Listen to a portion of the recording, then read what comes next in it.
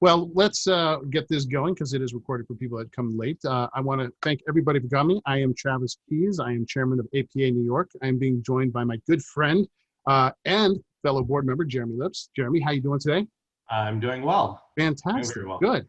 Well, everybody is here to find out how to make casseroles.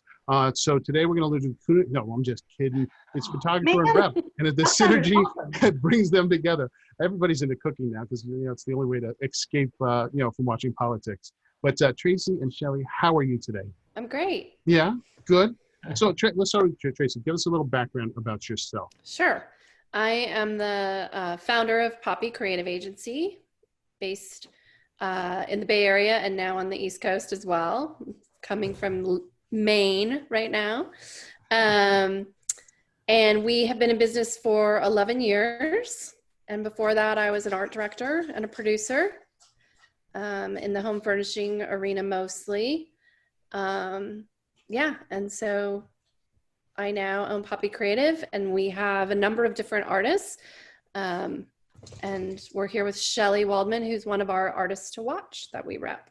Shelly, now tell us a little about yourself. Hi, I'm Shelly Waldman. I am located in the Bay Area in the beautiful town of Richmond, California, right by Rosie the Riveter. And originally from Southern California.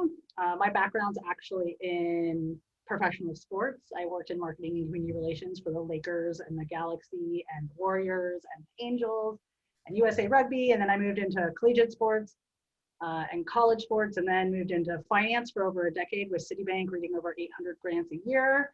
Moved out of the country, and that brought me back to photography. In 2009, I started my professional photography business, shooting mostly kids and high school seniors, and then event work, so bar mitzvahs, weddings, corporate stuff, headshots. And then in 2014, pivoted that business into more editorial commercial work. Oh, wonderful. So today we're just going to have this wonderful conversation with you, and Jeremy's going to help guide this because Jeremy, you brought this to me. And you know what? Please tell us a little about yourself, Jeremy, because people want to know that that aren't part of APA and don't know. Tell us a little bit about yourself as well. So I'm originally from Kansas City. Started out in the world of graphic design before pivoting to photography. And after a short stint in Rochester, moved to New York City, and I now work as a food/conceptual photographer and occasionally a digital tech, helping set up digital workflows for studios. And my first encounter with Shelly was a different seminar series, or I guess we'll call it, right, or webinar series, all about the art of food photography. And she was talking about, I guess, yourself, right? Yeah, we were talking about what's it like to find a rep or be repped, or how does that all work? Right. And what really intrigued me about you, and I'm just going to dive right into it, was the fact that you like to refer to finding a rep as dating. And I had never heard of it referred to as that before. But I would love for you to explain to everybody why you refer to it as dating. Sure. So, I mean, I think, this is someone you're going to work really closely with. This is someone almost like that you're going to have as part of your crew, so whether that's your assistant or your husband or spouse, right? These people are like really supposed to have your back 24 hours a day, 7 days a week, looking out for you, marketing for you, understanding like your, what your pillars of ethics are and how you want to function and what's going to be right for you and be looking out for you. And so, it really is a relationship that you have to work on. You have to keep the communication lines open. And it's more than just a simple transaction. It is needs to be deep and meaningful, and you have to have the right personalities to connect.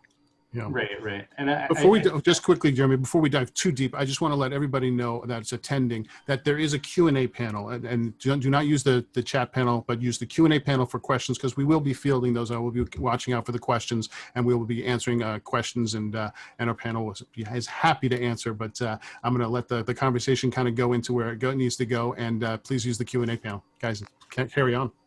Awesome. Thank you.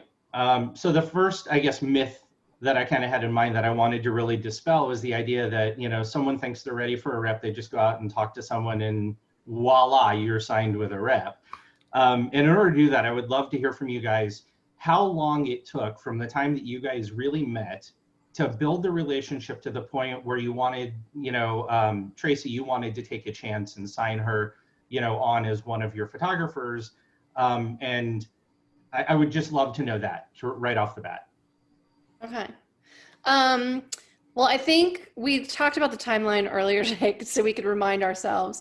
But I think we met in 2018, and I believe Shelly might have reached out to me first, but I can't remember. And then I sent her a friend request through Alignable. And then we started chatting through there. And she asked if she could bring in her portfolio and meet with me. And so she came to my office, and we had what ended up to be, I think, a 2-hour conversation about all kinds of stuff, including the California fires, which was what was happening then and now again, right now. And then that would have been like in the fall. And then that May, we were both in Palm Springs and saw each other there. And I was there to promote my Focus on Women organization. And we started talking a little bit about that and ways that Shelly could help me promote it, because I was just about to try to start recording a podcast. And then, I don't know, chime in, Shelly. After that, I think we started working together on Focus on Women. We started working on Focus on Women quite a bit at that point. Just because I had test drove like having a podcast and had learned a bunch of stuff, and Traci was at the forefront of doing it and kind of taking that first step. So I kind of gave her this big download of like, here's everything you need to know and get settled. Right. And then I took on the role of booking people for the show.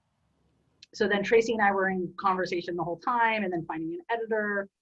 But even during 2019, Traci started to get jobs that were kind of a better, they weren't quite a fit for the people that she either had on her roster at that point, or her people were booked, and she was like, hey, Shelly, can I bid you for this job? So things started coming up. I can think of 3 things that we worked on even before we had any paperwork. Right. It's interesting that you guys really kind of came together, and then your relationship began outside of photography, or outside of traditional rep photographer relationship in photography, where you were helping her with other things. It's kind of in some ways similar to when you do a portfolio review.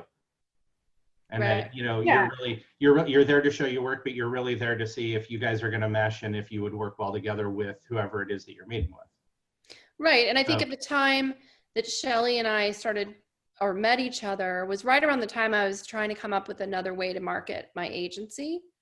And I had decided I wanted to create a different branch and create some kind of tiered level of talent.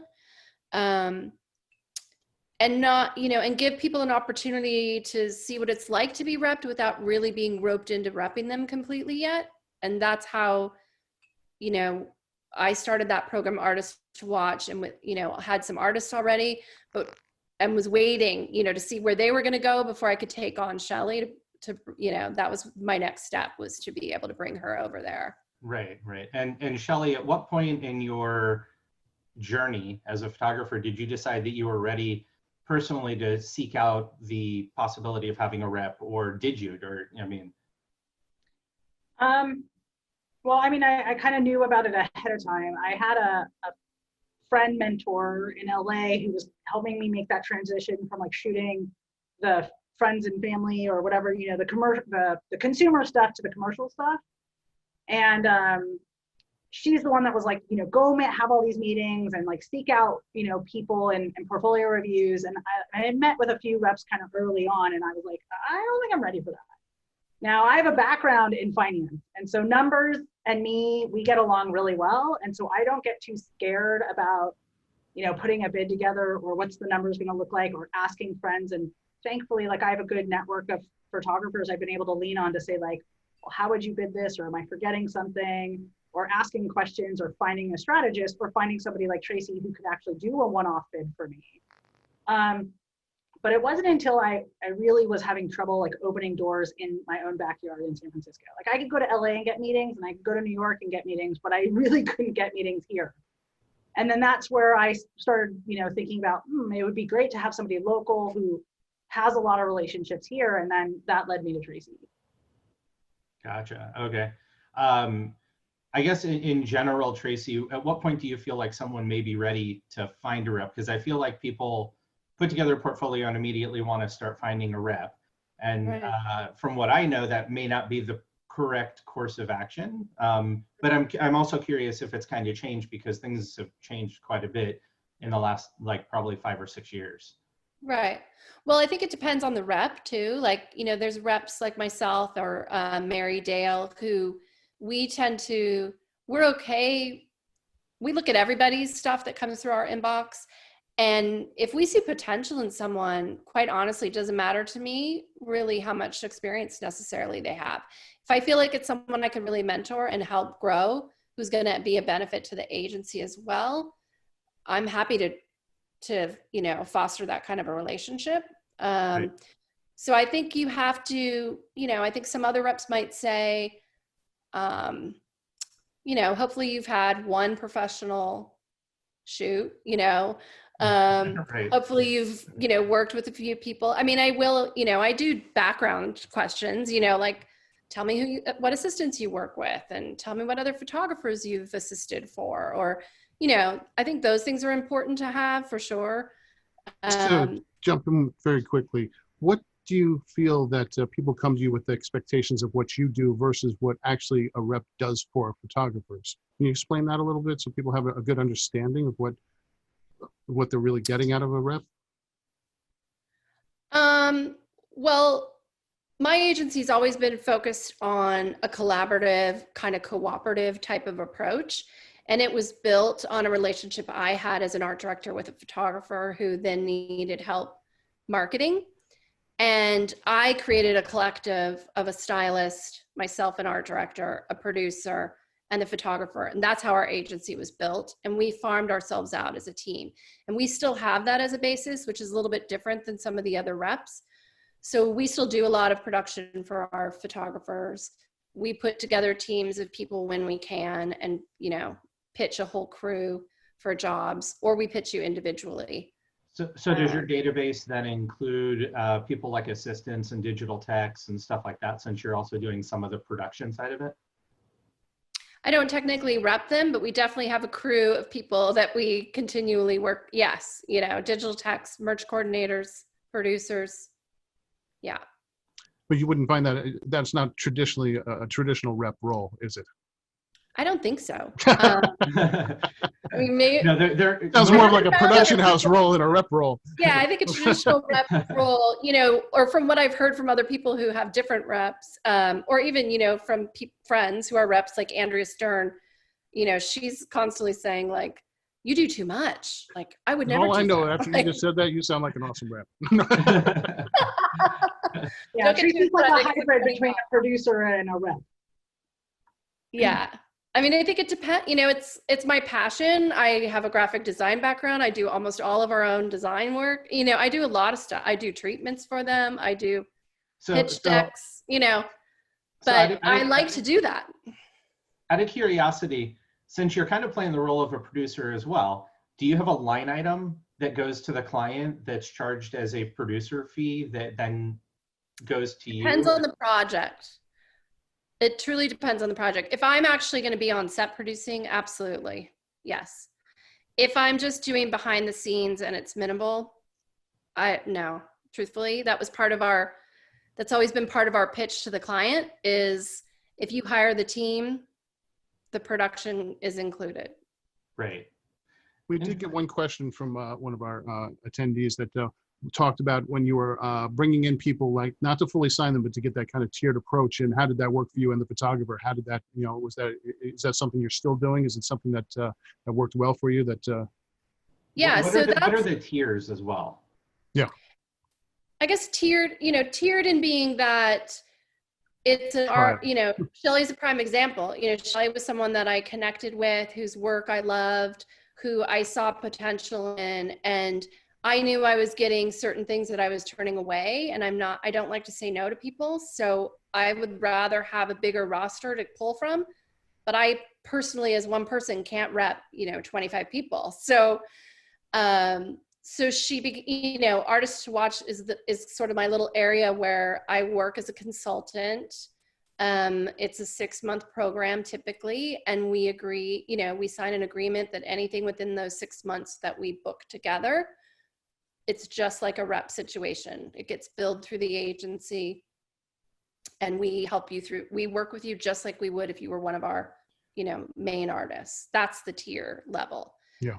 Well, also through that, Traci helps you come up with your marketing plan. So what are we going to market together? You know, you get so many email blasts, you get so many mentions, and it's a lot of conversation around, well, what's the state of the world right now? What do you want to focus on? Do you want to pull old work? Or like we just did a promo last week that just, or actually this week that just went out, which is all about holiday, like to push my holiday, like I can shoot your product, I can shoot your food. With the pandemic, right? It's been able, that all has been pushed like a month later. So it's still primed to talk about it now versus like in past, it would have been like June, July, you would be shooting that. So yeah, and I think there's even a step before Artist to Watch that we mentioned earlier, which is Traci will do one-off bids or consultant work or help with treatments or portfolio reviews or portfolio rebuilds. And that is, you know, just one-off kind of conversations. You can hire her as like that for that project.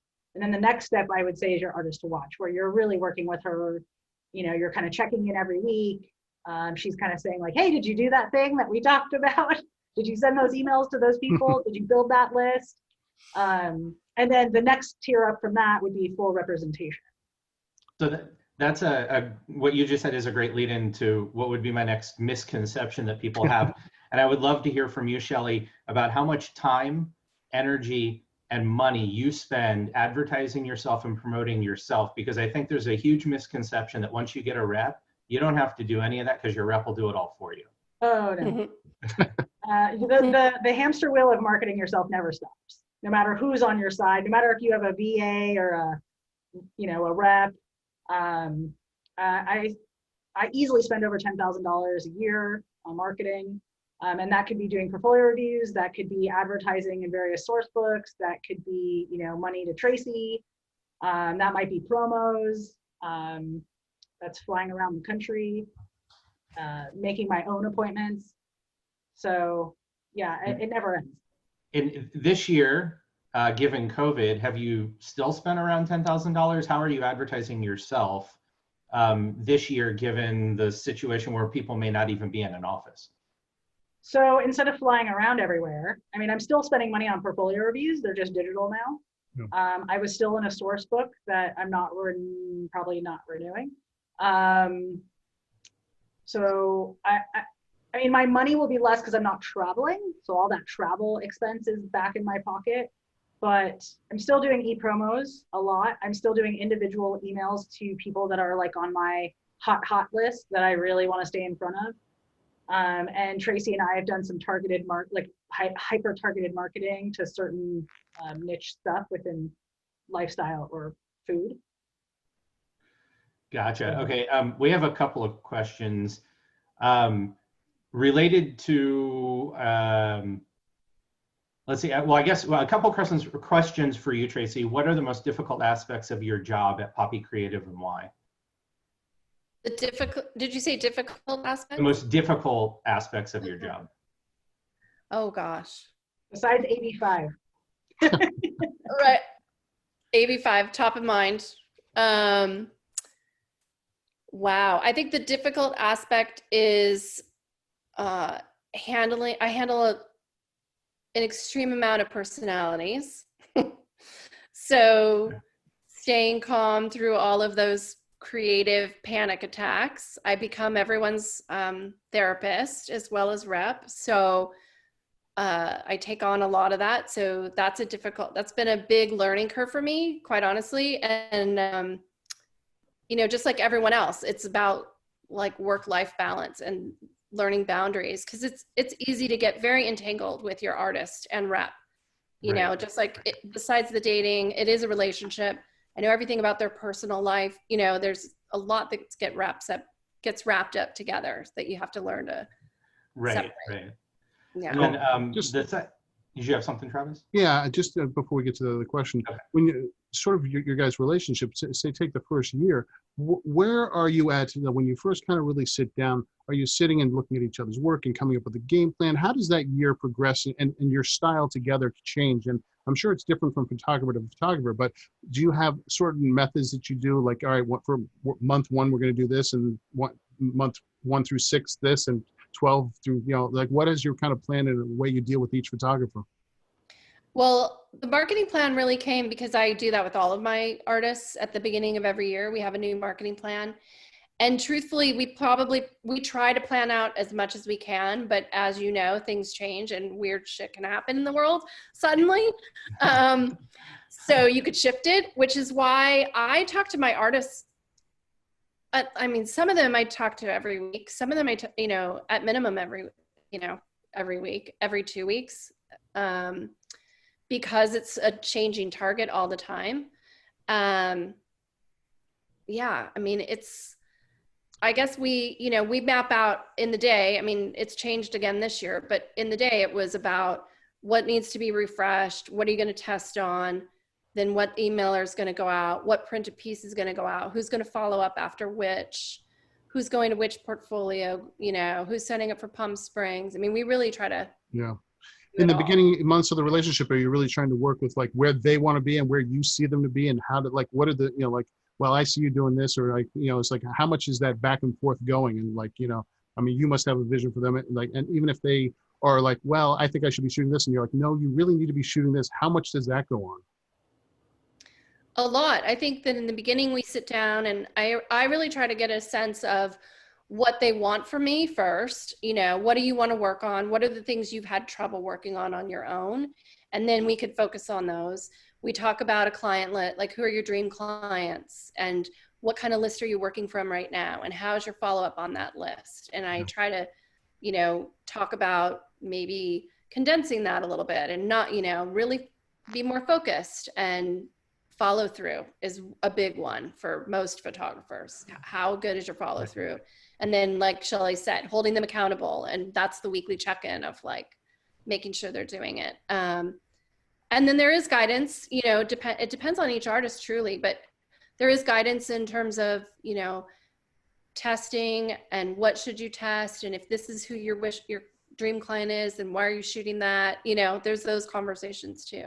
So just one follow-up question before you get to, I know we have tons of questions, Jeremy. I can see him looking at all the questions that are there.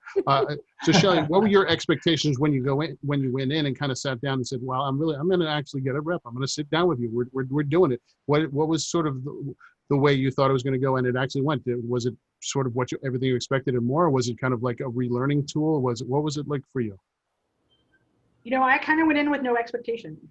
I really went in to meet Traci and get a sense of who she was, and her aesthetic and my aesthetic really fit well.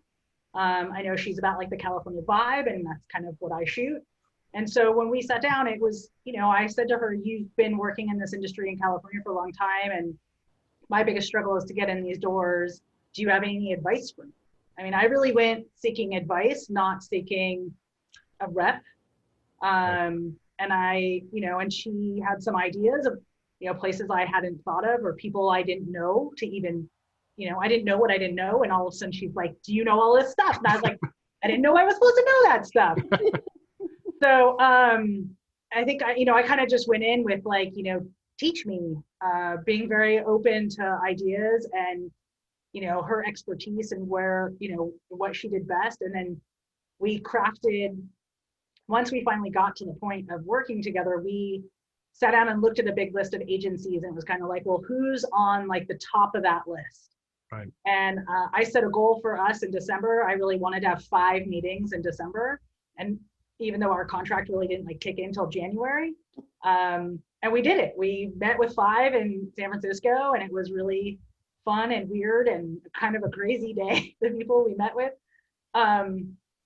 But it gave us a good idea of working together, what could we accomplish.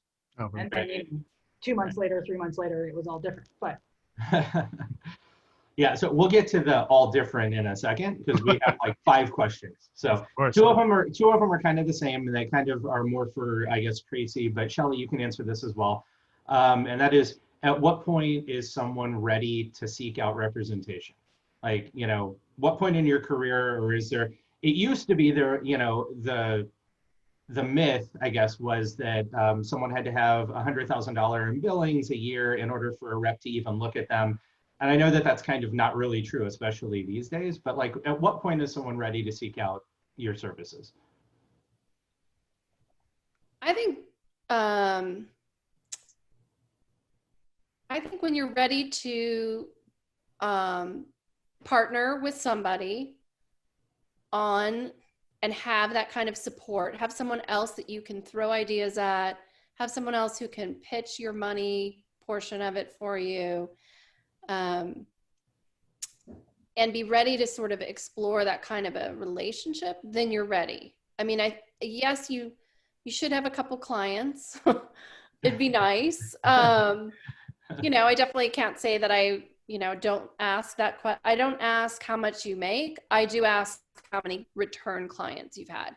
I think that says something about a photographer, and I want, you know, that's, my agency is pretty well known in the Bay Area for having repetitive clients. So I want that to continue. That's something important to us. I think, yeah, so I do ask that. I think it's important that you know, that you've had some client relationships, that you've done some of your own bidding. But beyond that, I think, you know, you just need to be ready to share and be in a partnership with someone about your career. So, I mean, I guess like a follow-up to that would be, if someone is kind of newer in their career and maybe they're not totally ready for a rep, is it still okay for them to reach out to you for some feedback and advice that would maybe help to nurture or form a relationship with you that could turn into, you know, a relationship where you would take them on? Absolutely. I think photographers should never be afraid to ask anybody for any kind of help or advice. And I'm a big proponent of that. I think it's all about sharing your knowledge and sharing the wealth and, you know, paying it forward. And yeah, I mean, I get a lot of emails and I try to answer all of them, you know, whether or not I can help them. But yeah, you should. That's where Focus on Women came in. Yeah, exactly. It was all about like sharing the knowledge, sharing the wealth, sharing the journey, sharing the stories, and kind of giving back to say like, this is where I've been, this is how it went for me. But to also answer your question, Jeremy, just based on like, you know, some other photographers who I talk to who are repped, is, you know, getting a rep is a long game. So, you know, like Jason Ellis talked about how it took years for him to land at the group he's in now. And, you know, he really said, you know, I met them at a portfolio review and we had a great little connection, and he just kept sending his work. And he goes, you know, after like, I don't remember, 2 years, I think he kept in touch. And finally they called him and they said, hey, we're expanding our roster and we would love to have you. What do you think? You want to explore that conversation? And there's another photographer, you know, who wasn't repped. She was doing very well on her own. She never even actually thought about getting a rep. And a rep called her and said, I love your work. I love what you're doing. Do you want to see if there's a relationship here, how I can help you take your, you know, get bigger jobs or get the dream job or whatever it is? And she was kind of like, oh, I don't know. Like, that's a big commitment.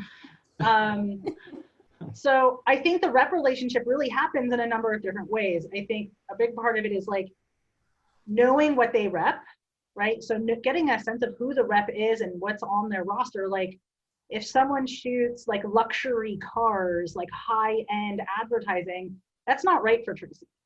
Like that, if you look at her book, like that's not what's in it. But if you're like a food lifestyle shooter who does interiors or still life or home decor, that's what Traci does. That's her wheelhouse. So researching the reps and who they are and what they do and how they laid out and how they function. Like Traci's, like she said, she's a solo person. So do you like the intimacy of being, you know, at a small college where you're like one and the professor, or do you like the big university, right, where you can have a lot of different people to talk to and a lot of different things going on, and you have the football team to cheer for, right? So there are different personalities and there's different you know, like if you go to Apostrophe Reps, you know, I think they've got like 8, 9 different people. Plus they have a whole sub team that just does like marketing and helps you with your Instagram and isn't really even an agent. Or like Sarah Loud has an entire team of people underneath her. Right. So they're, they come in all shapes and sizes. So essentially back to the dating analogy, you kind of have to date around until you find the right fit, essentially. Right. So I do have a question from someone. You should go to the one asking- that's actually about the dating period. There's actually a question. Yeah, about he's asking, like, How what do long? you feel is a normal, or how long do you feel is a normal dating period? Because he was being courted by a rep for about 7 months, and the rep has now gone out of business due to COVID. So he's curious, like, how long is too long for you to be courted by a rep before you kind of decide maybe it's not the right fit? Well, I definitely have been one of those reps who waited too long. And a photographer, and he's on my roster, and I think at one point he said something like, so you do know we've been talking about this for like a year, and we still are like, when are you going to pull the trigger, right? So for me, it's definitely about timing, and when do I have a good sense. And I actually like to be able to do a test shoot with them before I actually sign them if possible, or do a bid or something where I can get a sense of, you know, what happens when they're under pressure, what happens when I ask about money, you know. So for me, I would say a year. I mean, it could take up to a year, and I wouldn't feel like that's too long. Yeah, and I think most of the people I know that are repped, it took a minimum of a year. Okay. Right. So I guess a follow-up is, that's a question that I kind of had on my list that relates to his situation where someone went out of business due to COVID. How has COVID changed your partnership together? Because I know you actually sealed the deal right before COVID hit. True story. Good. I mean, I would hope that COVID helped in terms of, we definitely got to go through something that was unprecedented, that was unforeseen, and really have, you know, pretty intense conversations about where she wants to go with her photography, and where is photography going. And we're going through something together, which I think creates a better bond almost through it. I don't know. Would you agree, Shelly? Yeah, I mean, I think that it was kind of interesting and a little serendipitous now looking back, is that we put a shoot together in February to shoot for Easter. Right.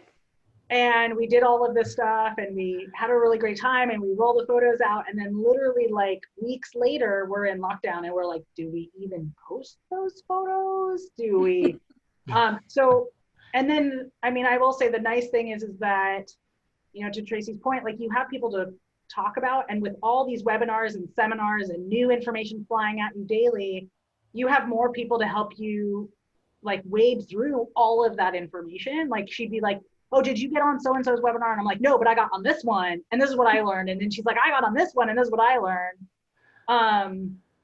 And then, you know, you get the rest of the roster who's doing various things, and they're also chiming in to say, hey, did you see this, or did you see that, or how are you working on set, or you know, what's the health stuff like? And now California is just starting to slowly open. We're having those set conversations like, well, I might have been exposed to COVID, but I don't know if I have it, and I'm not showing any signs. And even if I got like, literally, we just had that conversation yesterday. So having someone to talk about these much bigger issues of like, how do you handle it? What's the sensitivities? And not just be in your head the whole time, or ask your friends. I think it's been really invaluable. Yeah. I guess another question that I have for you, Shelly, that kind of goes along with, I guess, how your relationship has changed, is I know that as part of COVID, you're now a part of Create in Place. Mm-hmm. And I'm curious how, Traci, what involvement you have, if any, I guess, in Create in Place. Like, I know how it kind of works, but explain a little bit about it to people who might not. Well, it's funny because I was approached by Jim Baldwin, who I think was one of the people who put together Create in Place with Heather Elder. That's what we're talking about. Yes.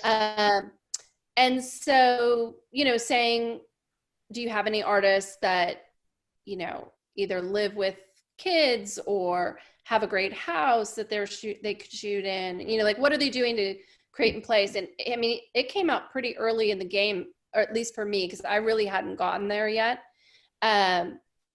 But then, I started thinking about it, and Shelly had already been starting to think about that. And we sort of, we both, I think, talked to Jim directly. And then I, have two other artists who I reached out to and said, I think this might be something you should think about. This is a really good idea. And I created the PDF treatments for both of them. I think I helped Shelly too. And, we sent them over, but beyond that, then the communication happens directly to the artist. I'm not involved. Like when they get some kind of inquiry, it actually goes directly to my artist, who then can say, they loop me in when they need to. I think I've gotten a few for stock imagery. There were a couple that we've sent in. And then a few that just weren't good fits for us, but we definitely, have gotten some producer contacts. And for me, it was producer I had never heard of. So that was kind of nice too.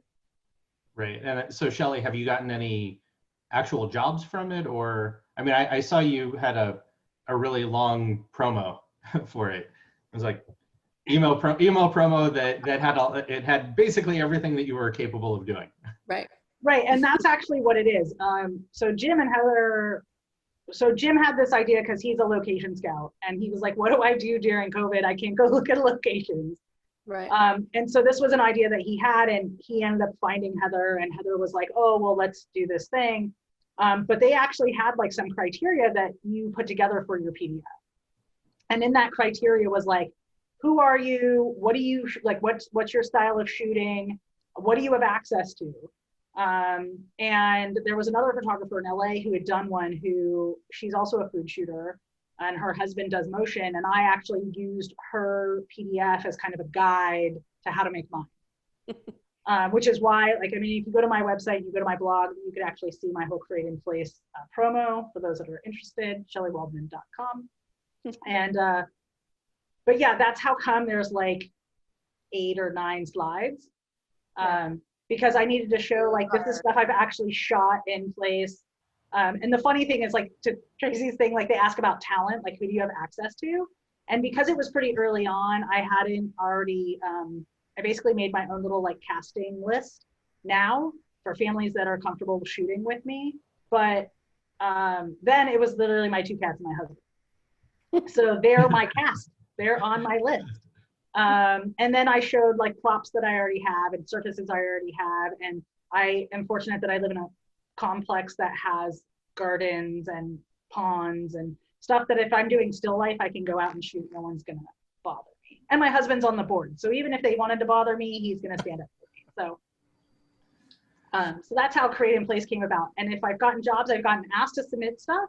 The last thing that came through was for some imagery that I had never been to that location, but I passed it on to a girlfriend of mine who's a big travel photographer.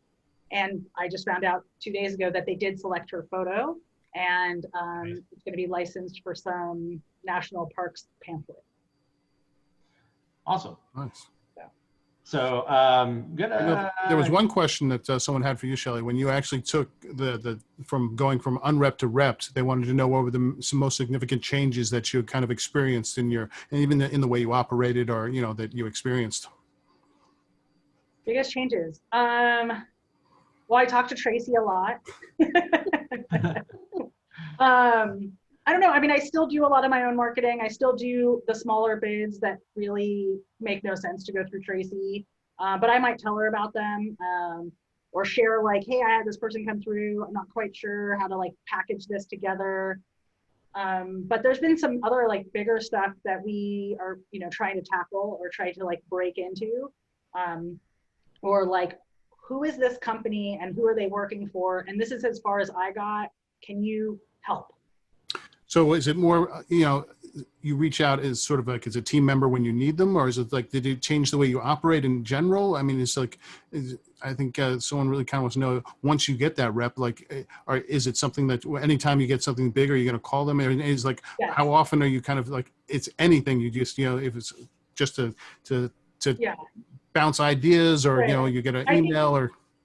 part of it is that Traci and I work on a whole other program too. So we talk a lot.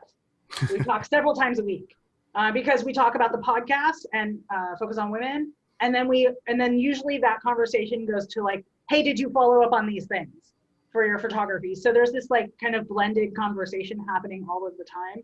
My day-to-day operations really haven't changed a whole lot. Okay. My day-to-day operations is still like, client inquiries come in, I respond. If Traci needs to be on it, I CC her or blind copy her.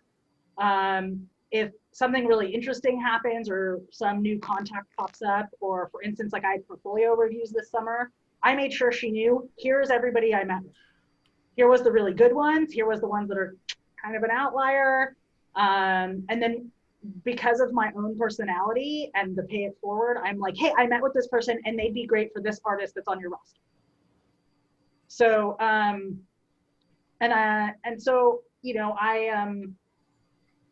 I loop Traci into like what I'm doing. She wants to know what I'm doing, whether it's part of the agency or not.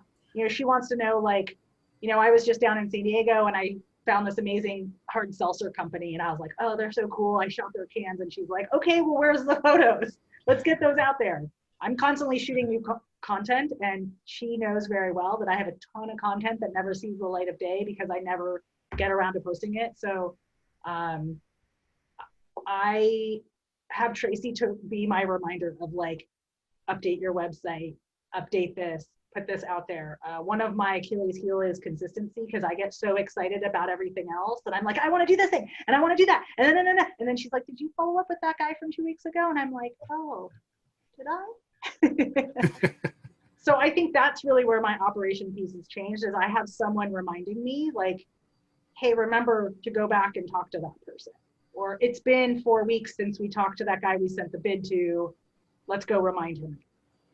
I think that's why it's so important that Jeremy keeps referring back to dating, and the whole thing is you guys truly have a relationship, and it's you really work off each other as friends, as colleagues, as working together. It's a very dynamic relationship.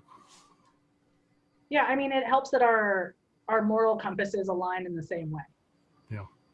And so when we get talking about, we were just talking about artists. We were talking about this conversation we were going to have. And then that led to some other artist conversations. Of course, like I get on their website, I start looking at it, I start making some comments about who I think would be a good fit for them or a good client for them. And that's just kind of how we roll. We're constantly chatting about everybody and me all at the same time. Well, I know we got to catch up on some of these questions. Yeah, Jeremy, what's the next question we got here? I was just gonna say, speaking to the moral compass. Amanda wants to know, as a photographer talking to a potential rep relationship right now, she was thinking about putting together a 3 to 5 year business plan to discuss with them and see if their goals were compatible. What should she include that would be helpful to weed out someone that she would not work well with?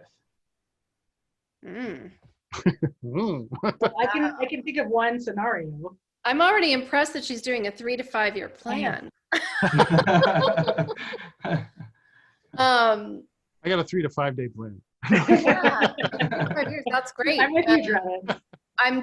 I'm really curious to know if who she's talking to has the same plan, to be honest. I mean, I don't really go past 3 years, but that's awesome. But how to weed out what you might not want? Oh, I would ask them, like, if you say there's like a pro bono project that you do every year, or a small client that you've shot for years who really kind of kickstarted your business, and you just give back to them every year because they helped you get going. And say you have that on the calendar 4 weeks from now, and then the big fish comes knocking on the door and says, the only date we can shoot is that date. What does the rep say to you? That's a good question. Okay. That's a good question. That's But coming does- directly I- from And I- that's something that you have, yeah, that's something that you talk about when you're signing your contract, for sure. because, Right. you know, if your moral compasses align and that person says, hey, if they can't wait, it's not worth it. You know, you already have this commitment and that's how you feel too, then your moral compasses align. Hmm. Right. Yeah.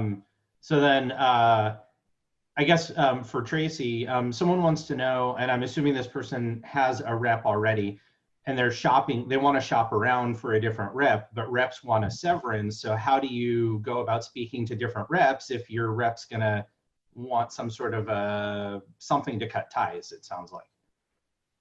What's in your contract?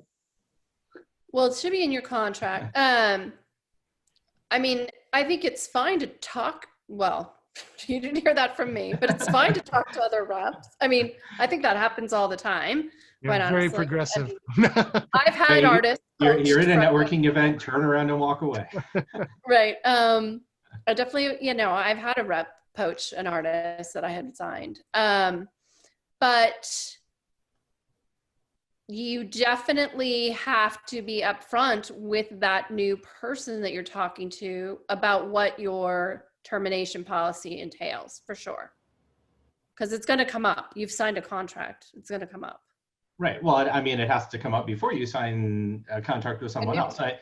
I mean, I know a photographer who was repped for a while, and he ended up shopping around for, I think it was close to like 7 or 8 months before, you know, even attempting to sign with a new rep. And that was, it was a mutual agreement for them to dissolve their relationship because the rep decided she wanted to leave the business. But it still took him that long to come to terms with someone else. Yeah. So I guess That was a good question. Is a lot of people don't know what are the costs and what are involved with using a rep, and how does that relationship go? What do you like? That must be one of the first questions. Like, what am I giving up, or what am I? And you shouldn't even be saying giving up. It's like, what am I gaining? But was just going to ask. I always turn that conversation around. I'm not taking money from you. I'm adding an agency fee to your day rate. And it is, you know, 25% of what you make. And then depends on the agents, but you should ask, because some agents have like signing costs. I don't have signing costs. Some agents want you to pay website costs. We have marketing costs that we do bill quarterly, although this year we have put that all on hold due to COVID, because really those costs were mostly for travel and portfolio reviews, things that I do for them. We divide between the number of artists within our agency, and you get billed quarterly based on real numbers, like what I spent on your marketing, social marketing, wherever I have you. You know, my artists are all in Found Artists, some are on Workbook, you know, so all of those costs are kind of split between the agency and the artists. Right. Okay. Someone else is asking, saying that they'll be ready to look for a rep in the coming months. Hope you get that opportunity, because we don't know where we're headed. But what is the best starting point towards knocking on doors, or is it better to like to, I guess, network and meet someone and have the relationship just naturally bubble up? Like, what's the best route to go? I think it's go about shopping around. Yeah, networking. Doing your homework, right? And, you know, really looking at, you know, start following agencies on Instagram, start seeing who go to different reps and see who they're already repping, who is on their client list that resonates for you. And then, you know, LinkedIn, you know, linking in with them. I mean, I kind of feel like it all will organically evolve once you start digging in and looking. You know, someone's going to respond and someone's going to answer back, but you do have to do a lot of emails and outreach and sharing of projects. And I guess the natural follow-up to that question is, should someone who's looking for a rep be looking for someone who already reps people similar to what they do, or should they be looking for a rep who's doing or who wants someone, or should they be looking for a Shelly, rep do you have a response to this? You know what I'm saying? You might have a response to this. If you're a food photographer, should you look for a rep who's repping food, or should you look for someone else? I think it depends on the artist. I think like Shelly mentioned before, my agency clearly is known for interiors, food, and lifestyle. And if you fit within that, you know, you're probably someone I'm going to want to talk to. I have in the past tried outside of my box and, you know, sure, you do cars. I'll try that. No, for me, it didn't work, right? I mean, you want someone who hopefully has a client list that's already built in, that they go, oh, you're the perfect fit for my client. And at least for me, I mean, I sign people that I know I can get work for. So, So a follow-up so you to that, sort of when have to someone's- think about that. when someone's actually ready to say, like, oh, you know what, I think I'm ready to shop around or sit down with them. What's the best way for them to get their ducks in a row and package themselves up? So when they go and meet with you, it looks like, hey, these guys are actually ready. You know, it's not like they're just kind of probing. Like when someone walks in and you see them packaged up, in what way do they present themselves? You go like, oh, this person actually knows something. I'm going to sit down with them, because they didn't just walk in here and go, look at my iPhone, I got some pictures. Right. Yeah. Those are the emails I delete. The emails I get that like are boudoir shooters who reach out like, what made you think I don't know. It's professionalism, definitely. Spell my name right. Know what my agent, where I'm located. I mean, right now everything's virtual, but in the day, you better have had a printed book that was clearly thought out, and you know, you have to, yeah, be prepared, have questions, know what, you know, maybe know something about the agency, you know, or be honest, be humble and be Is there like, anything they hey, should present, like I've been a cover following you letter for or a the year. client list, or, you know, it's like, what else do they put in there that really helps? Yeah, Shelly, Yeah, after your encounter on Alignable, what did you bring to the table when you guys sat down to talk? Oh, I brought my books. Printed book. Yeah, And I that had was a it. printed No, book. no 3 to 5 year business plan. No. Business plan. But she had some leave behinds. Yeah, some leave I behinds. brought my leave behinds. I had a small list of like what, you know, my dream clients would be. I also had a list of like stuff in San Francisco that I wanted some for us to work on to open those doors. But most of it was just my work. I mean, at the time when I first met Traci, it was really about like, what was her feeling on like, is my work market ready? You know, could she see people purchasing what I was doing? I wasn't, you know, it was a nice that she liked my work personally, right? Like that was like kind of the icing on top, but it was really like, is there something I'm missing? Because I felt like it was a market, like it was a market miss, and I couldn't put my finger on it. So when I went in, I had my prints. I actually didn't bring my book. I had a box full of prints that I had done. That was all my lifestyle stuff. And then I had my iPad, I think, with my food work on it, because I didn't have that book ready. Today, if I was meeting with Traci, I have 3 books. One's lifestyle, one's personal series, my worker series, and one is my lifestyle stuff.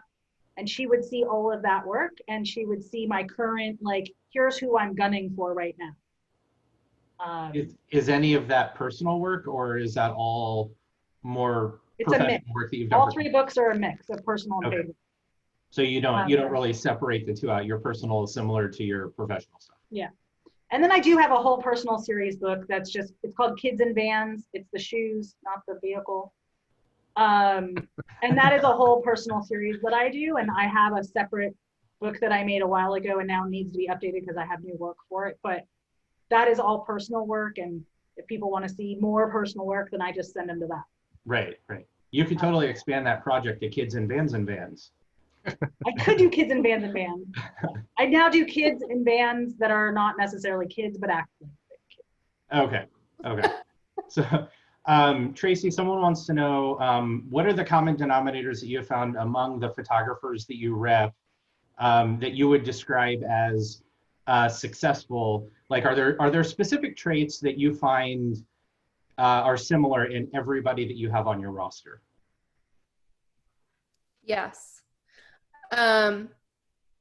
I would say that the successful ones are the ones who are, they're in it 50%. You know, it's a 50-50 relationship. They're listening and taking to heart what I recommend. They work with me on testing. Testing is a big thing for us. Because, you know, I'm marketing all the time. I need new material all the time. And so they're the ones who are really passionate about what they do. And they don't know what they would do without doing it. Quite honestly, those are the ones on the roster who are really successful. Okay. And I guess, do they specifically do anything different than other people that you've passed up, like cold calling agencies, or, you know, like, I guess for one question that I have personally is, how often do they contact you versus you contacting them? How often does the photographer contact me? Yeah, the people who are on your roster, because you talk about the idea of like, it's a relationship, or as I like to really kind of refer to it as a partnership. How often are they the one getting in touch with you versus you getting in touch with them? Like, how does that go back and forth? Yeah, I think it's 50% of the time they're the ones reaching out to me. And 50% of the time I'm reaching out to them. There's some where I'm reaching out more. Well, like how many of your artists did you just talk to today? 4.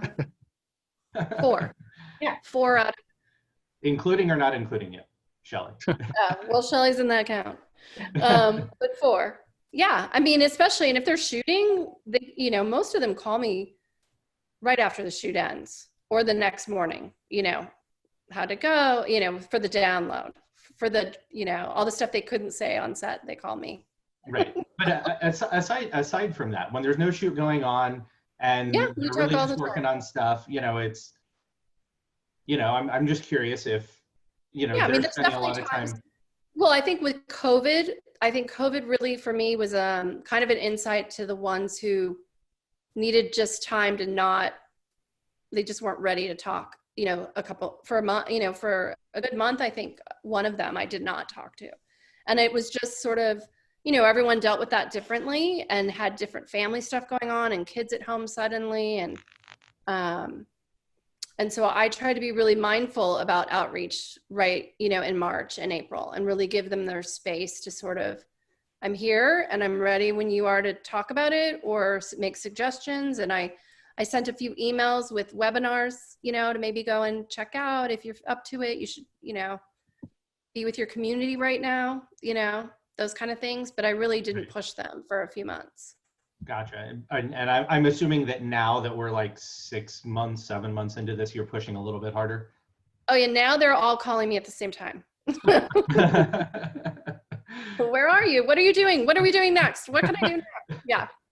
So I had a question for you. How actively do you look for new clients? And when they're not coming to you, where are you looking? And do you ever find someone that maybe doesn't have any commercial experience and go, wow, I really love they shoot, and take them the way they shoot and take them on?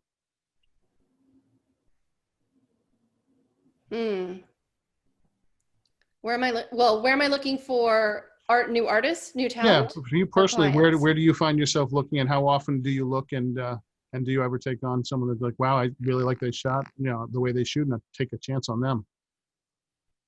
Totally. Yes. I'm Instagram all the time. And I definitely, I look at other agencies sometimes. And then I watch and I wait and I go back and I check, There's you know, some sort of folks you follow. Yeah, there's a few people I definitely follow who are rep and then suddenly aren't repped, and I know I can reach in. In fact, that just recently happened. Someone actually who I 11 years ago wanted to have on the roster. When I started the agency, I worked with him for a long time as a director, and I think he just didn't want to be repped at the time, and he was like, nah, not yet. Nah. And, you know, years go by and we ran into each other maybe a year ago or 2 years ago, and I went, oh God, why, you know, and he was repped. I just decided to be repped. I'm like, oh. And I just recently I do mood boards and things to inspire myself every now and then. And I just did one of those, and I kind of put on the board a bunch of photographers. He was one of them, of like reminding myself like, oh, these are the people I wish I had on my roster. And I went to the site and he wasn't repped anymore. So I quickly sent an email. What does Hey, a maybe photographer now's do the to time. get on your mood board? Yeah. So yeah, I mean, I'm constant. Yeah, I look a lot. People send me a lot. I mean, definitely during this period of time, and through Focus on Women, I meet so many with the Yeah. podcast. I've met so many artists. And do you find yourself taking chances on new photographers in a way that maybe aren't that experienced? How often does that happen? Or does it? Oh, absolutely. I mean, I just in December, I think it's November, somebody recommend, someone, oh, I have a friend, she shot my wedding, you really should meet her, I think you'd really like her. That happens a lot. And I went, okay, send me her. And she sent me her link, and then I looked at her site and I was like, oh my God, who is this? And so I reached out, and she we got on a call, and I was like, you got to be one of my artists to watch, like, you're amazing. And she was like, oh no, I'm not doing that. You have to sign me. Like, I want to skip that. And And I are you said, basically working with people in your own area or throughout the US or? she's in Idaho. And so I have one in Idaho, I have one in Oregon, I have a stylist in New York, LA, Gotcha. So you're, all around. everywhere. Yeah. So, question for Shelly that's been on the list since about 6:20 this evening. How do you find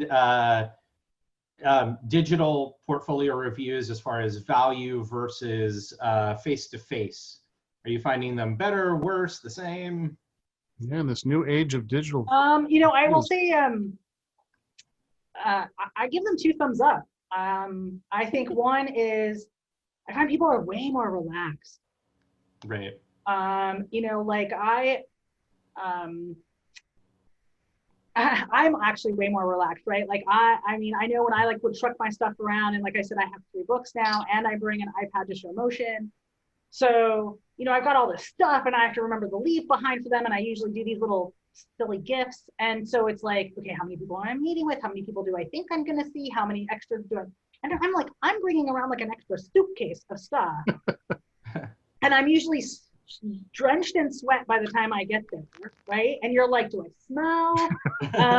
But so like with the digital ones, I literally I'm sitting like this. I don't, I got to watch Travis's latest and greatest of how to up my Zoom game, but I'm usually sitting in my living room or something like this. And it's great because I just share the screen and I just talk and we have a conversation. And even though there's ones that I did that were, boxed into 20 minutes or whatever, and they literally kick you out right at 20 minutes. But there's others that were scheduled by the art directors. And there's some of those conversations, I was on the phone with them or whatever, on Zoom with them for 45 minutes. And wow. It was like having an in-person meeting at the agency. It was really great. And I had, I think, did 7 or 8 of those meetings. And of the 8 meetings, there was only one meeting that was really 20 minutes. And it's because him and I have already met. And he's like, Shelly, never pay for this again. Just call me. So it's so true, because Jeremy, remember when we did it live, we got a lot of response back from the reviewers of how relaxed they felt and how they did, because they can sit at home eating peanut butter and in their in their shorts and just totally be relaxed instead of running around all over the place. I think it really is kind of, people found a really kind of warm and good place. Yeah, and people were like, oh, this is really cool. I get to kind of see a slice of your life. You get to see a slice of my life. They get to know you faster in a way. I remember sitting here and my cat jumped on the table, and one girl I was meeting with was like, oh, is that your cat? And so then we were geeking out over cat. She walked around her house with her laptop to find the cat to show me. Yep. Speaking from personal experience, because I have actually done some portfolio reviews since we were virtual, things that people should, I guess, kind of recognize first: be extremely organized if you're going to do a virtual review. Have everything planned out, know exactly how to use Zoom, don't be fumbling through anything, but you get a captive audience. You can hear each other. Yeah. You don't have any room noise. You don't have any other loud things going on to distract you. It's just you and that. Or you shouldn't. Right. So, yeah. Make sure the dog's put away, you turn off the AC and the construction workers aren't working. For the portfolio reviews, the one thing I found really interesting is, even though I was super organized and I made a whole separate, new PDFs that I could then just pull up and screen share, so I wasn't relying fully on the internet to get to my website or whatever. But we would get in conversations and people would be like, well, we just signed this new client and they do this and this and this. And I'm like, oh, well, let me just And I would pull up my back end, I use SmugMug to like kind of store everything. And I could pull up right to that catalog. I was like, look, not all of this is edited, but here, Yeah. you can see this entire story. And so it gave me way more flexibility than I would ever have in a 20-minute review. Right. But to your point, like, know how your machine works, know how to get onto Zoom. One of the things I started asking reviewers was, because I'm in control of it, for the most part, some of them didn't even really understand how Zoom works or how to share. So Right. I was like, do you want to move forward? Like, do you want to tell me when to move forward? Do you want to control it? Or do you want me just to do it? And they're like, you do it. Right. Yeah. So then I would just ding, ding, ding, ding, ding. I'm sorry. I love Right. this question. And Three friends, hold on just a second though. Three Yeah. friends and I got together and actually did some testing the night before the review. We were all going to be reviewed, and we actually did reviews for each other just so that we could become familiar with the process. So we knew what we were doing. Smart. That's a great idea. that is really good. I this is the question that, I guess has to be asked. When do you know it's time to end your relationship with your photographer or rep? Ooh. Oh, I just had a conversation with a photographer about this exact thing. I think the writing's on the wall. I mean, I think unfortunately it's not an easy thing to do because it is like breaking up. So, and if you're bad at breaking up with someone, you're not going to be good with breaking up with your rep. But,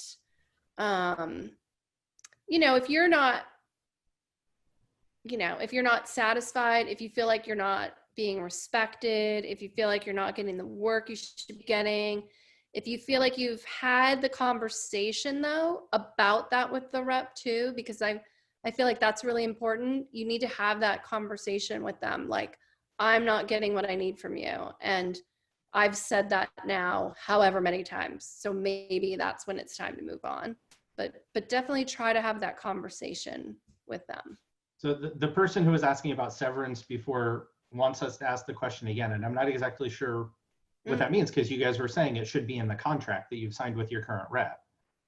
If the Question person that's about, asking that question could be a little more specific on what they're asking, just throw it in there again so we can come back to that question, because I don't think we're really, if it's the second time they're putting up, I'm not sure we understand what they're trying to ask. So in the meantime, another question that we have is, now that everyone's working out of office or from home, would you recommend reaching back out to get yourself on a new rep's radar, or do you feel it's still too soon to have these conversations with a rep? Oh, it's never too I soon. think now is the perfect time to have a conversation with them. Is that what you're going to say, Shelly? Yeah. Yeah, exactly. I think now, I wouldn't have waited. COVID is a great time to start those conversations and build that relationship and work on personal projects together. And, even have them, if depending on how far you're into that, getting to know each other period, you can even talk about like, well, let's just do a hypothetical bid together. Like, what would that look like? Right. And then you get an idea of like how they bid it and what the numbers are that they're looking at, and they can give you ideas that you may not even have thought about. Right. Yeah, we have plenty of time to date right now. Right. So I guess this is a question for both of you. How important are SEO and paid search, i.e. Google Ads, relative to other marketing methods for a photographer? Does it pay to spend money on these forms of marketing? I think it depends on who you're trying to reach. So, I think it depends the type of photography you do and the type of clients you have. And I'll just take, part of it is like, if your revenue pie is made up with like sponsored content, then SEO is hugely important. And having some kind of ads to push people to get you to like, your sponsored content or your blog or whatever, then yeah. And if you sell stock and you want to push your stock, then yeah. But I think if you're after commercial clients, it may not be as important, because you're going to be marketing directly to them to get in front of them.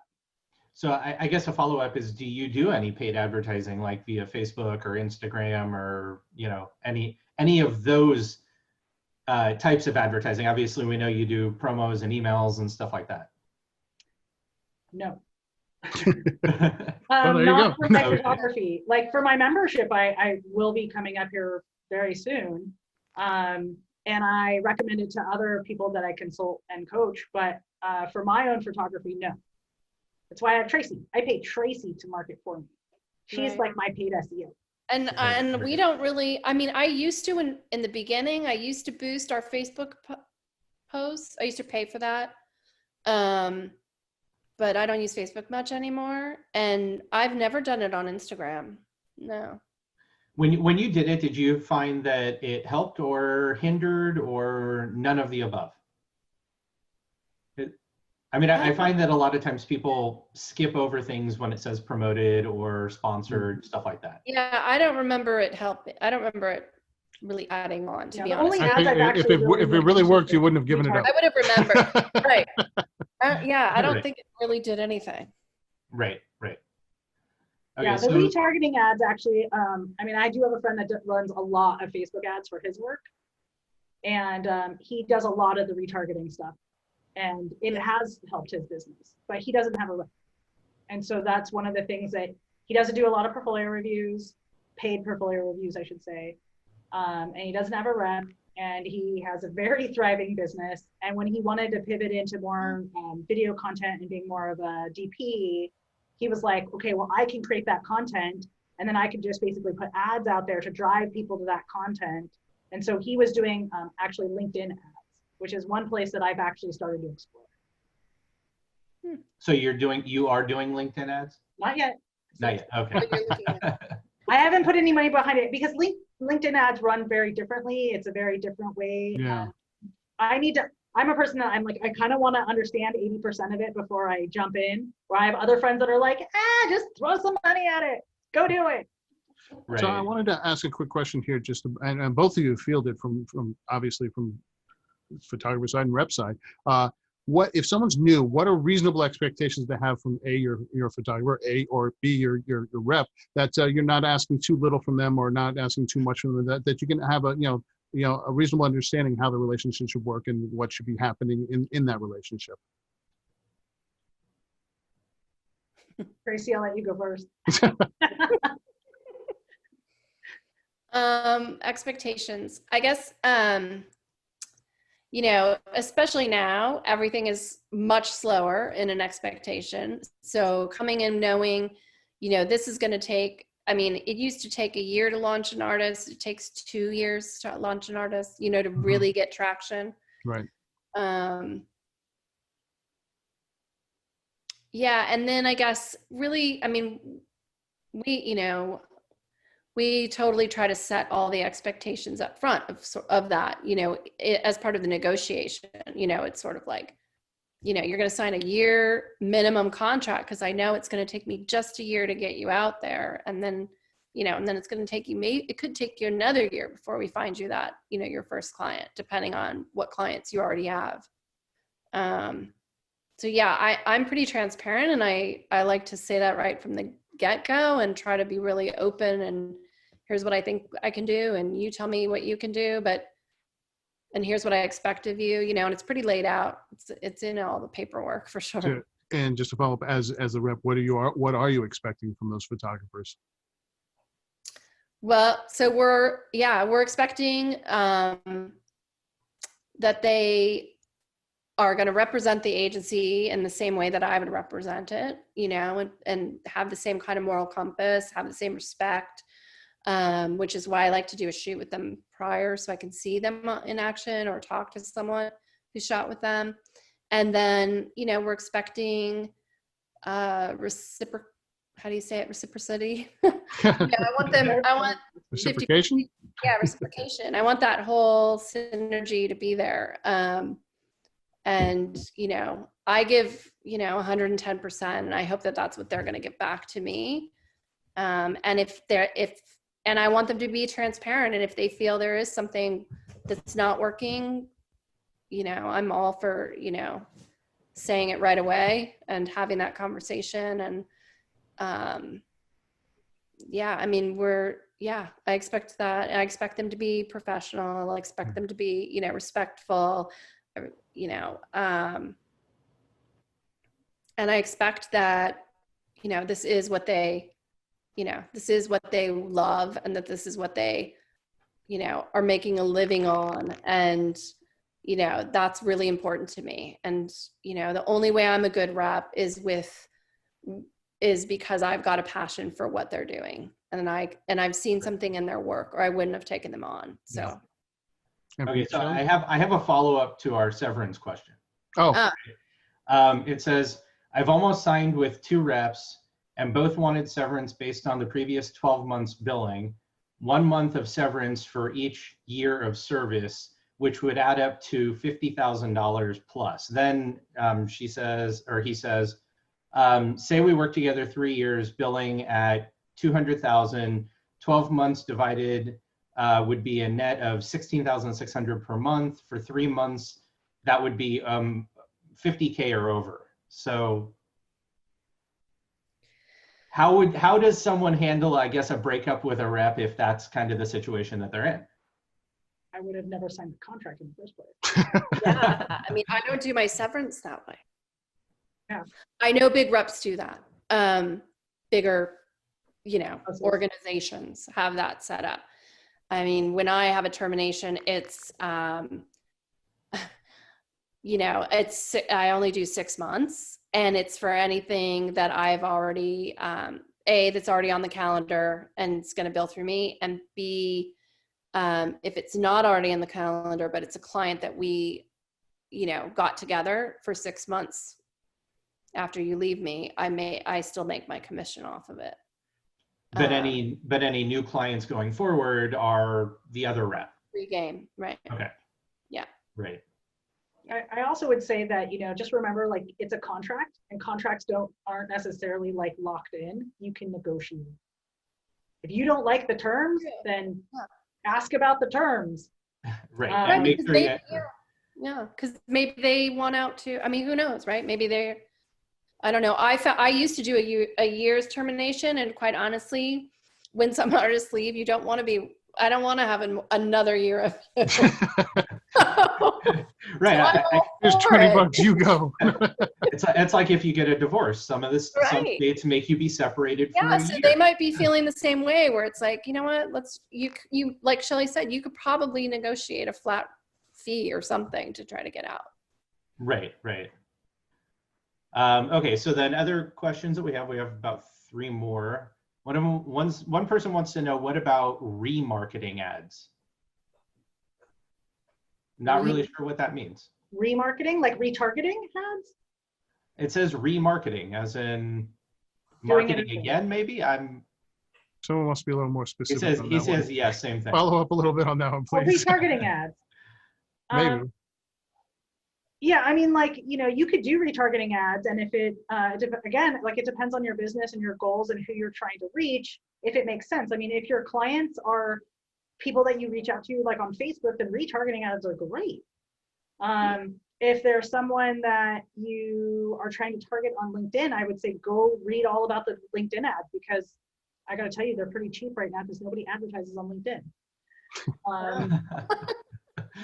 Inside scoop. Great advice. There you go. But there's also a little follow-up on that severance thing. It says the reps that I've spoken to, and they list like 3 different reps, have all that same severance situation. Well, okay, so Traci, is it safe to assume that any rep that you sign with has some form of separation agreement? Absolutely. But they're all going to be different depending on who that rep is. And they are usually based on length of term that you've been with the agent. Yeah. So the longer you've been with them, the longer the separation term? Some people do it that way. Yeah. For me, it doesn't matter how long you've been with So me. you should break up every 2 years.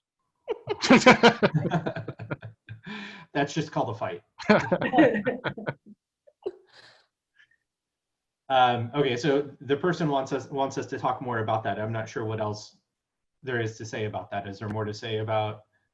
I mean, I guess are you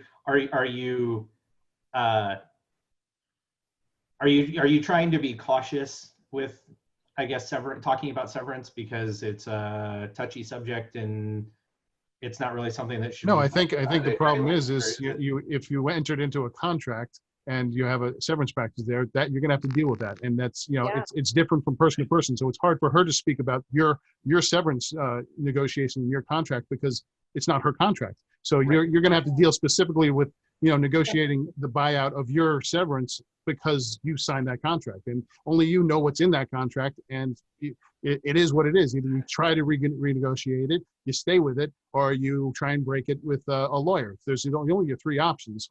Well, and I think So here, okay, it so does, it does say that they almost signed. So I think the other flip side to that is if you haven't signed, read the contract thoroughly and ask a lot of questions. Yeah. What does this mean? If I'm with you for 3 years and we bill this, what does it mean? Okay, I'm not comfortable with those terms. Can we redo them? And if they say no, then maybe it's not the person for you to work with. Yeah, absolutely. So I guess here's another follow-up to that same question for Traci. Does someone having a severance agreement in place that they have to go through affect your willingness to get into a relationship with someone who you're thinking about repping? I guess it would depend on, yes. I mean, I would ask the question like, okay, if that's their bread and butter client and they're going to be booked all that time, for how long before I'm going to see that commission? Sure, I'm going to have a question about that. But beyond that, no. I mean, it would sort of, my only concern with it as if I was looking at that person would be how much of your time is going to be spent with that client that's left over, right, before it becomes mine. Because if it's going to take away from what I can get you work, I'm not too happy about that, depending on how long that's going to last. Right. So is that more likely to factor into the dating period versus you just walking away completely? Yeah.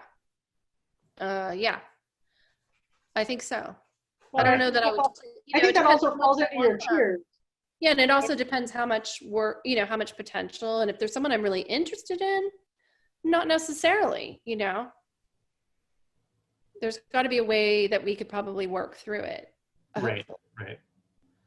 Well, I know we have about 3 more questions, and we're coming to about 7:30. So, Jeremy, what are these final wonderful questions we have?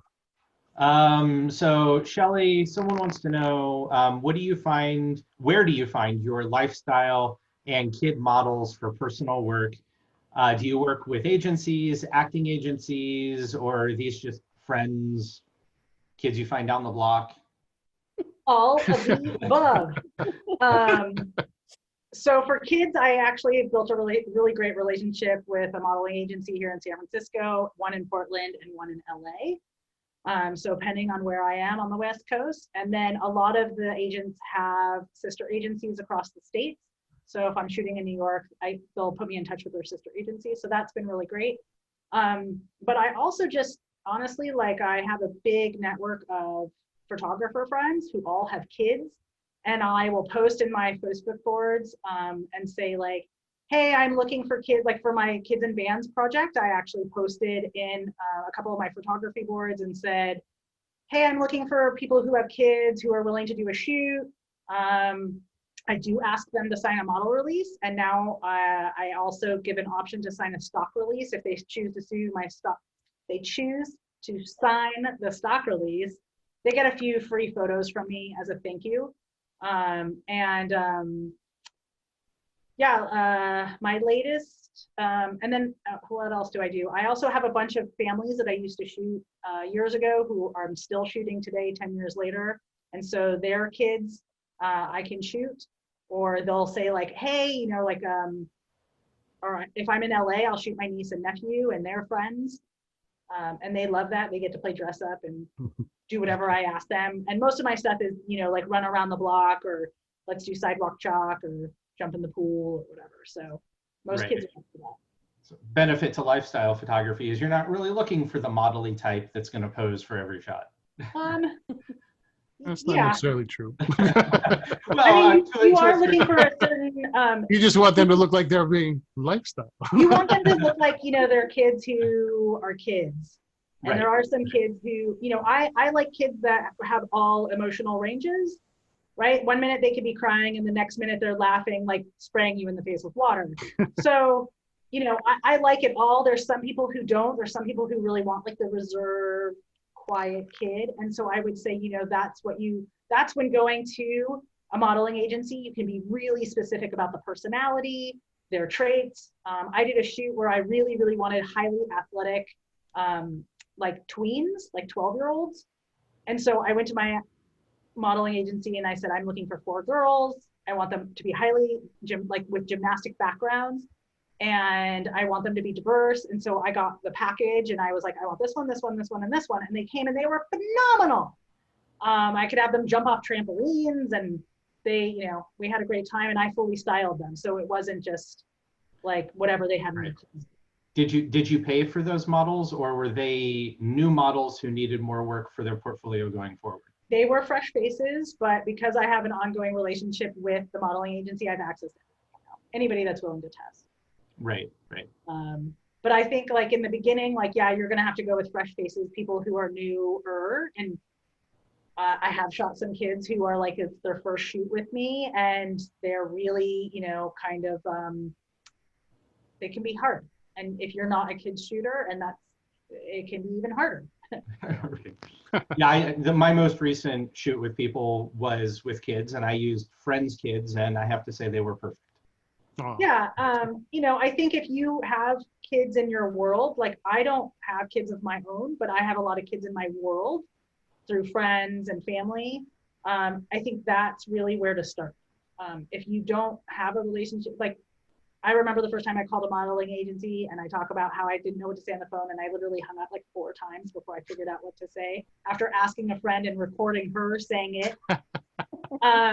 But I think if you're looking to expand your portfolio, think about really what it is that you want to shoot, and see if you can find local kids to you who know you and you know them. And so it kind of breaks the ice a little bit, and then go do that shoot. And then up the ante the next time and call the modeling agency, because now you have pictures to send them to say, this is what I want to do. Because any modeling agency that you call that you want, I don't care what age of people you want to photograph, they want a mood board of what it is you're going to produce. And they definitely want new headshots for that model. So that's a given. Like I did a personal shoot, and it was like a Coke lifestyle shoot. And she said to me, Shelly, like, it's totally great. I get what you're doing. We're going to have a film and all of this at the end, but I also need new headshots of every single person. And I'm like, you got it, without a doubt. So that's kind of the payment, right? When working with a modeling agency, especially if it's not paid. Right. Okay, so another question, how would a rep view older potential talent? What is the long-term commitment the rep would be hoping for to maximize the relationship? So I'm assuming we're talking about older photographers and signing older photographers to the roster. Older in age? I would assume older in age. Huh. Well, I don't have any disparity towards that. Cut off at 45. I mean, I guess, sorry, if you're over 45, forget it. No. I guess they're coming at it from the perspective of, if someone was in their 50s, would you be afraid that they were going to retire on you in like 2 years? No. That's not that's not. Yeah, I mean, if it's someone whose work I think, is a good fit, and we're going to get some great clients with them, I'm happy to, maximize it for as long as they're willing to maximize it. Yeah. Right. Yeah. And our last question, I saved for last because it's a loaded question, is no. How relevant is Facebook in the photography world today? Oh, Really? Really? You mean to work for Facebook and produce ads? No, totally relevant. No, I feel Is like this we're a talking marketing about. I feel like we're use of talking it. about it in the grand scheme of your social media accounts. How relevant is Facebook versus, say, Instagram, or TikTok, I hate to even mention it, but TikTok, Oh. or Snapchat, or any of the other ones? Again, I think it depends who you're marketing to. Yeah. Like, You know, I and mean, I think it guess. also- I guess another way of going about it would be, do you have a separate account for personal versus professional, on Facebook? And are you separating the two? Are you keeping the two separate, or do you let them intermingle? Well, considering I hardly post on Facebook anymore. Yeah. I think I have a business page for my photography on Facebook, and anything photography related ends up on that page. And then my personal account is my personal account, and I'll post whatever the heck I want. whenever I want. My Instagram is mainly my work and behind the scenes. It's very little about my actual posts are very little about my life. My stories is a mix of everything. It's my life, it's my cats, it's me driving, you know, it's the fires or whatever, because it's 24 hours and it's gone. But that's how I view it. I have other friends that don't view it that way. And now with Reels being on, which basically is TikTok for Instagram, I'm not sure how that's playing out. I've been watching that really closely, and I follow, you know, feeds that talk specifically to Instagram, like later.com. I do think Pinterest is a missed opportunity for most photographers, and I think Behance is a missed opportunity for most photographers. I think you should be spending more time on Behance than you should be on Facebook. The question to, I mean, Traci, I mean, you had a visible reaction when he said Facebook, and when we asked you earlier, what you kind of look at when I asked you where you're looking for things, you went to Instagram immediately. Facebook wasn't mentioned at all. So I'm assuming that you don't really look at Facebook, and it doesn't target people outside of certain circles. So you're not really seeing Facebook, and you're not using it. No, I mean, we have a page for the agency. I very rarely post there. I personally am not a fan of Facebook, especially now. That was more the loaded thing that Jeremy was skirting around. Yeah, right? But if you're gonna have it, I would keep it separate. Just like, I mean, I'm a big believer too for Instagram. You should be professional on one and personal on the other. But that's. Sorry, go ahead. No, I was just gonna say, like, we post. For Poppy, you post more on LinkedIn than anything. Yeah, I like LinkedIn a lot better than I do Facebook. There's a certain professionalism to LinkedIn, like, you know, knowing who knows who, and if there's a way to get to people. It's, you know, that the 6 degrees of Kevin Bacon, I think. You know, it's like, oh, I know this person that knows this person. Okay, so I can get in on that. Yeah, there's something about it. Yeah, and I think right now that now more than ever, people who are working from home seem to be on LinkedIn more. So I get a better response, quite honestly, on LinkedIn. Yeah. So I guess from a different perspective, when you're getting ready to finally sign a photographer, do you take a look at their Facebook as a background check to make sure there's nothing going on there that would keep you from signing that that deal with them? No, but I might now.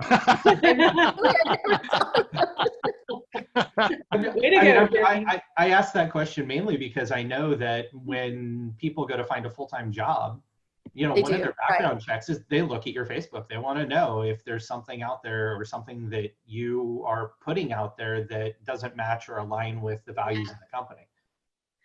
I haven't done that. I guess mostly because I feel like most of the people that I am interested in and having that conversation with or whatever aren't on Facebook. Like me, aren't really on Facebook. So yeah, no, I'd rather call, I don't know. I like to call, like I'll ask them for clients that they've worked with who could be a reference, or other photographers, or even assistant. I just want to know if they know the same people I know, and you know, what kind of circle they're, to me, that says more about a person. Right.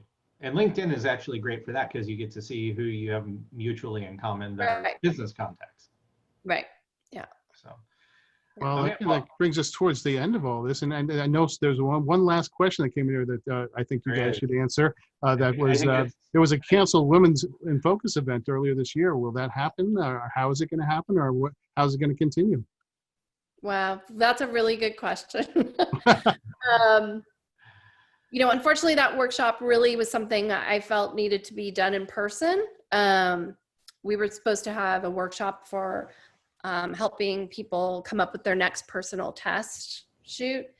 And we are looking at ways to make it go virtual, because I think we're going to have to pivot a little bit. In fact, I was just talking to someone tonight about how do you do like networking events virtually? Like, so if you have any great ideas, you can, you know, Send them Well, to Shelly and I, because Yeah, it's definitely a hot topic for how. there are definitely some ways, and we've been playing with them too. So we would love to talk with you offline on that. So that would be great.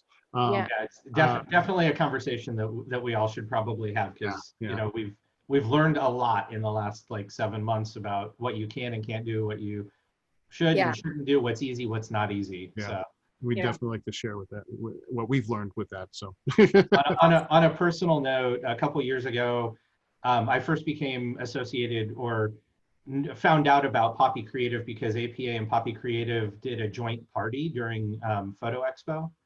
Mm-hmm. It was one of the best networking events I think I've ever attended. Oh. Aw. And I think a lot of that was because it was a women in focus event, and the women at that event felt very comfortable. Yeah.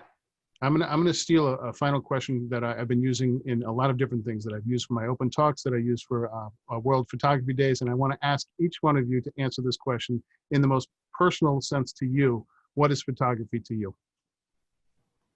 Oh, wow. Photography to me it's something that I am not good at personally, but it is something that I have a great, deep passion, obsession, telling a visual story and being able to tell it visually to me is quite a gift. And it's something I really admire and love and know in my heart will be around forever. And you, Shelly? I don't know, it's like a spark of a memory. I was just going through a bunch of old photos. I think that's why it's like top of mind. But you know, there's something about no matter what you're photographing, it transports you to a place. So it could be a place and time, it could be a smell, it could be a location, it could be the best meal you've ever eaten. It could be your cat meowing. But I do think it's like a time capsule, and that's why I like it. I think that's why it's kind of awesome that we literally have a camera on us like 24 hours a day, because we get to have these little time capsules that transport us back to that moment in time. Well, I can't thank you guys enough for sharing. First, I want to thank Jeremy for actually bringing this to us, because as soon as he came and said, I have this idea and I have these two people, and he told me the idea, I'm like, oh, that's fantastic. That's wonderful. Then we jumped on together. I'm like, oh my God, they're fabulous. So I want to thank Jeremy very much for bringing this to us, and you guys sharing your time and all your thoughts with us. Where can people find you and tune into your podcast and follow up, or where do they look for you guys? I'm at Traci, go ahead. poppycreativeagency.com. I'm also at focusonwomen.org. Instagram is just Poppy Creative or Focus on Women _ org. And then, so that's how you can find me. And you can also reach out directly to Traci, and it's with an I, Terrick, at poppycreativeagency.com. That's my email. And you can find me at shellywaldman.com. You can also find me at poppycreativeagency.com under one. And you can listen to our podcast on Spotify, iTunes, or anywhere that you listen, and it's Focus on Women. And we are into season 2, and we have enough episodes rolling out that we're going to have season 4 before the new year, which will be crazy. Well, it sounds like your guys' relationship dating is going well. I wish it many, many years of success. Jeremy, you want to lead us out with any final words? I got nothing. It's been perfect. You Jeremy, kept it so much. going so it's all good. Yeah, thank you. Guys, thank you so much, and we'll talk to you offline on the rest of that stuff. But thank you so much for sharing today, and good luck with everything. Thank you. Take care, guys.